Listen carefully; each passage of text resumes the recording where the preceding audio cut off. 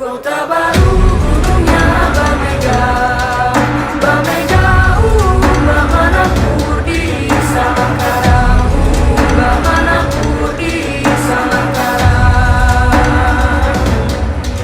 Batamu lawanlah Adinda, Adinda iman bidadara, Samalayang iman bidadara, Samalayang.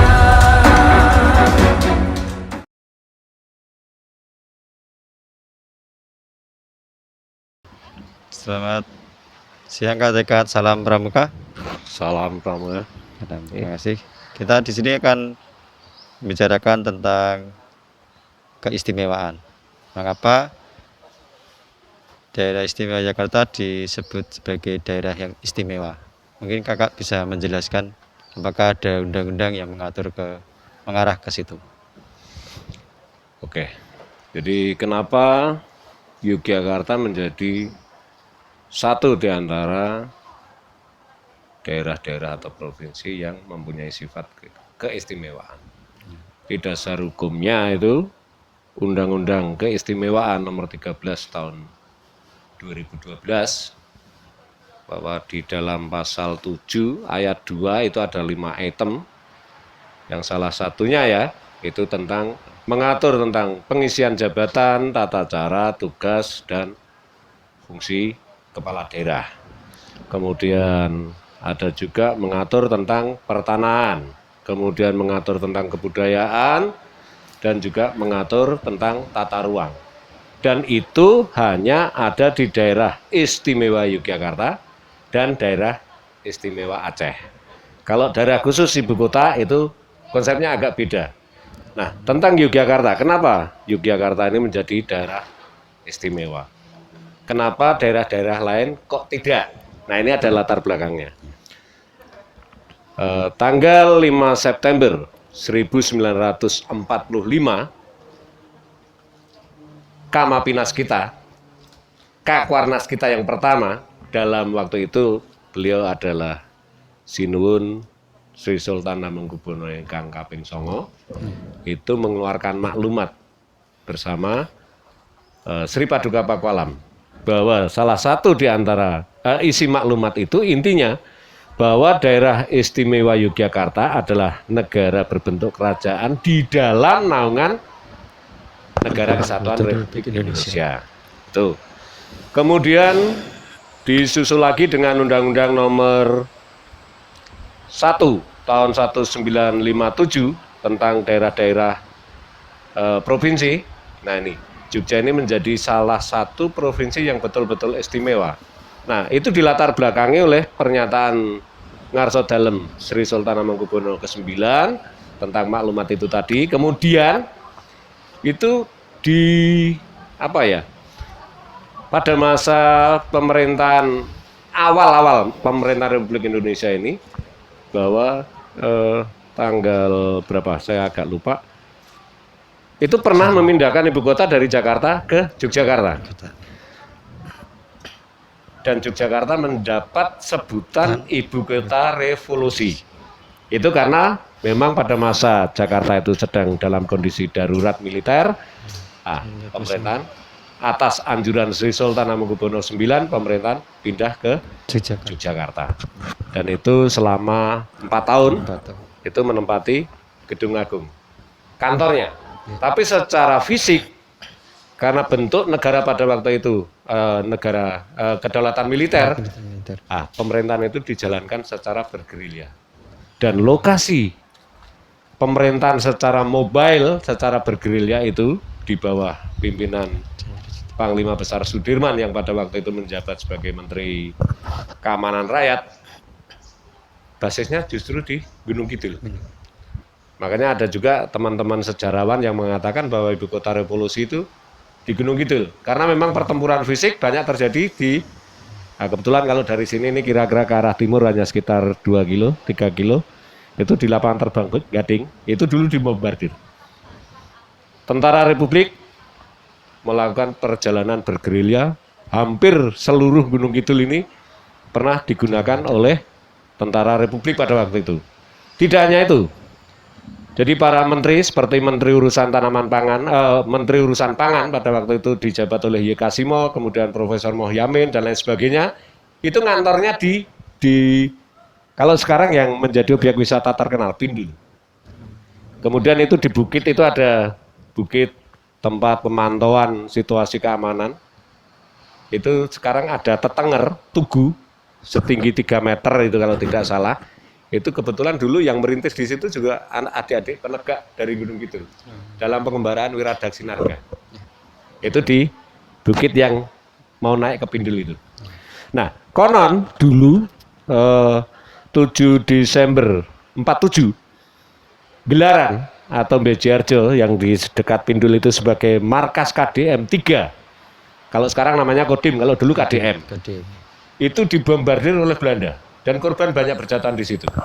Bahkan dulu termasuk mesin pencetak uang yang dibawa dari Jakarta ke Jogja, dari Jogja keliling bergerilya oleh Pak Dirman dan kawan-kawan beserta anak buahnya, itu ya dengan membawa termasuk salah satunya mesin pencetak uang. Nah, pernah dibuat di daerah Ngalasombo, itu di kalau sekarang Kapanewon, Purwosari. Nah, itu tepatnya di desa Giri Cahyo. Beliau bermalam di sana dan meminta dibuatkan duduh ingkung, tapi bumbunya hanya merica dengan polo. Dan Pak Dirman hanya ngersake duduhnya, kuahnya saja. Dagingnya diberikan pada para pemikul.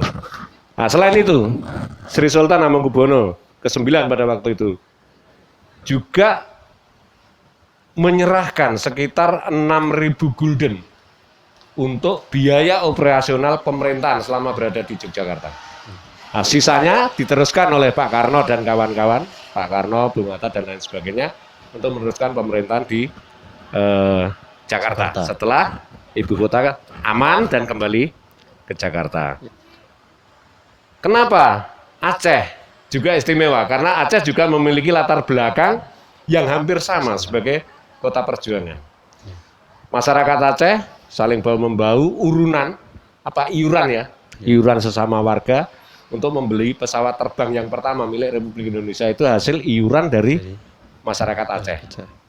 Nah, disitulah jasa-jasa yang seperti itulah, termasuk yang ya bukan karena kita tinggal dan domisili di daerah istimewa Yogyakarta, tapi memang Jogja memang betul-betul istimewa. Salah satunya latar belakangnya ya itu tadi.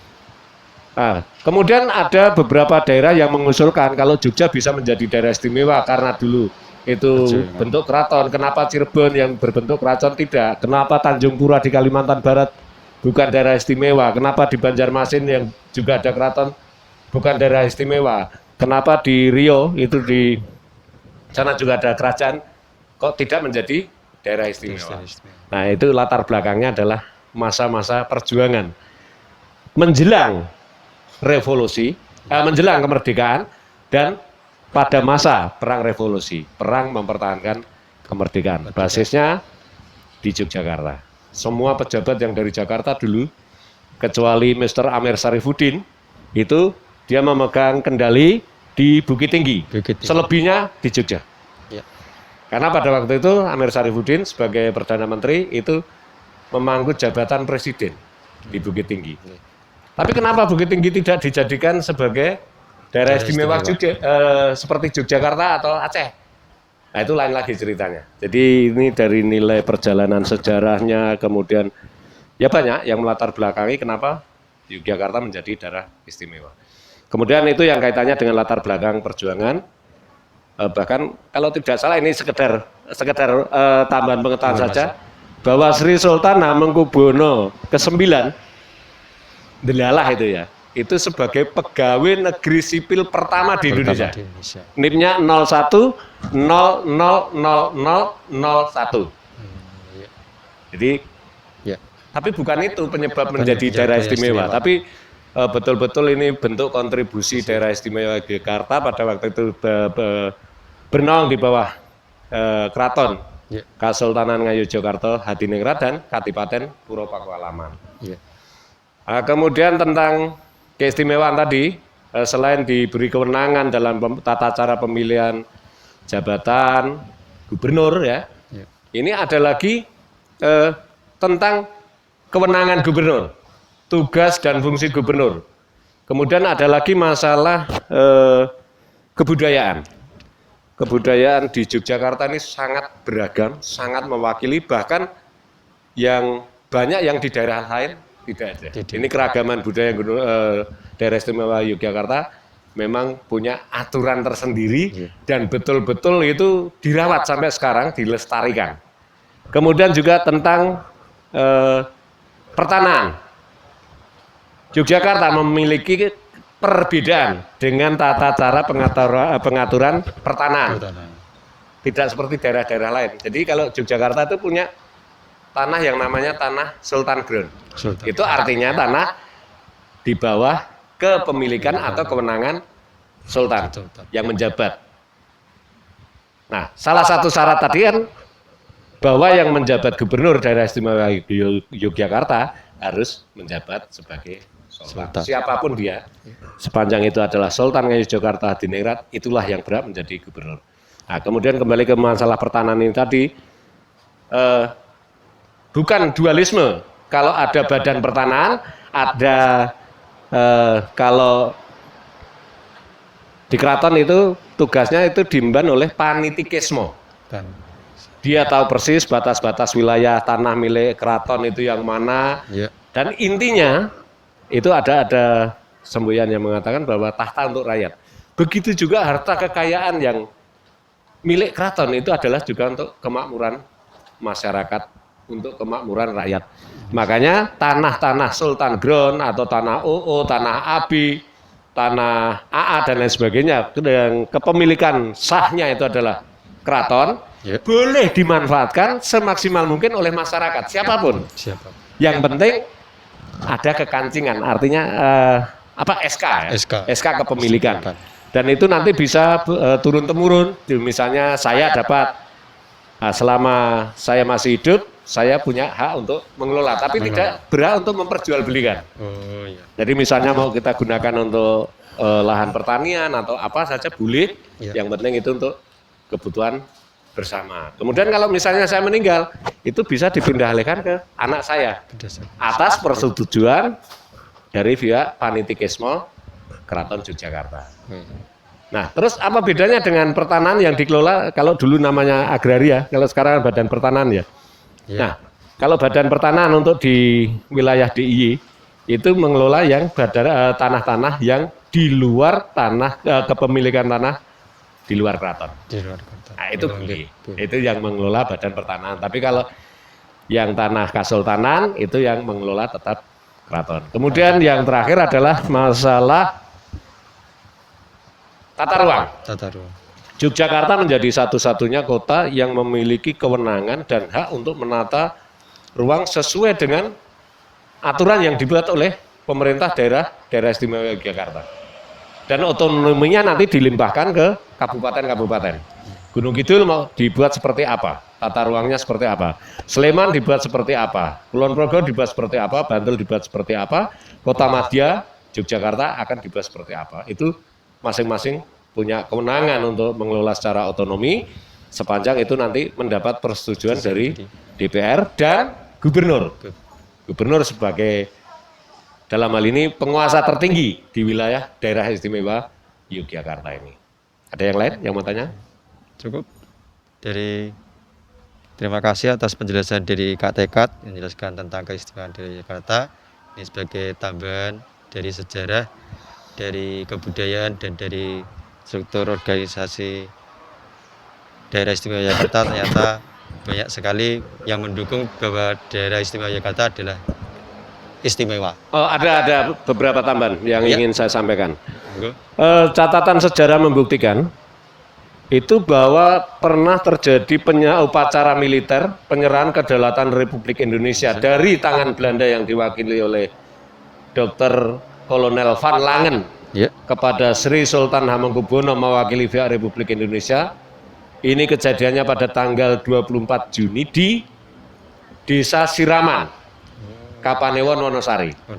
Ini yang belum pernah terekspos di dalam sejarah. Ini kami kebetulan sedang bekerja sama dengan Dinas Kebudayaan, dengan Kodim 0730 Gunung Kidul, meneliti kembali jejak Sudirman dan peristiwa-peristiwa bersejarah yang pernah ada di Yogyakarta. Nah, ini penyerahan kedaulatan ini kemudian dikumandangkan, disiarkan, dan apalagi setelah selesai serangan umum 1 Maret. Itu menggunakan radio PC2. Radio PC2 itu radio milik Auri. Tempat penyiarannya di Desa Banaran, di Kelurahan Playen. Itu di rumahnya Mbah Kartowijoyo. Mbah Kartowijoyo itu rumah seorang janda. Nah, dari situ disiarkan bahwa Yogyakarta masih ada, bahwa Republik masih ada, bahwa Indonesia masih ada, bahwa prajurit Republik Indonesia masih ada. Disiarkan dan diterima oleh radio tebing tinggi. Dari tebing tinggi dirilai ke Aceh, dari Aceh dirilai lagi ke Birma, dari Birma ke India, dari India ke PBB pada waktu itu. Nah, disitulah Belanda marah sehingga ada yang namanya Clash kedua, perang kedua. Belanda disertai Inggris dan sekutu-sekutunya membombardir Yogyakarta kota dan termasuk di Gunung Kidul. Dulu Pendopo Siwokoprojo yang sekarang ini, yang pernah menjadi kantor Kabupaten Gunung Kidul, itu pernah dibumi hanguskan. Kemudian lapangan terbang Gading yang sekarang sudah menjadi lapangan yang besar ini, dulu juga pernah dibumi hanguskan ketika zaman Belanda kepingin merebut kembali daerah-daerah jajahnya. Ini sekedar tambahan untuk pengetahuan terutama nanti bagi kakak-kakak calon pembina yang terjun ke dunia pelatihan setelah didik kita bisa digetok tularkan karena ini sejarah perjuangan bangsa kita. Dan ini sesuai dengan kalau misalnya seperti Kak Yusuf, saya lihat pita mahirnya mahir penegak, artinya yang dihadapi kan para pemuda, maka istilah dalam kepenegaan itu ada pencoba, ada pendobrak, ada itu simbol-simbol kiasan-kiasan dari perjuangan generasi penerus kita. Napak tilas generasi pendahulu. Terima kasih Kak Tekat. Terima kasih atas penjelasannya. Demikian wawancara kami dari untuk KMD 2021. Terima kasih Kak Tekat. Selamat siang, salam pramuka. Salam pramuka.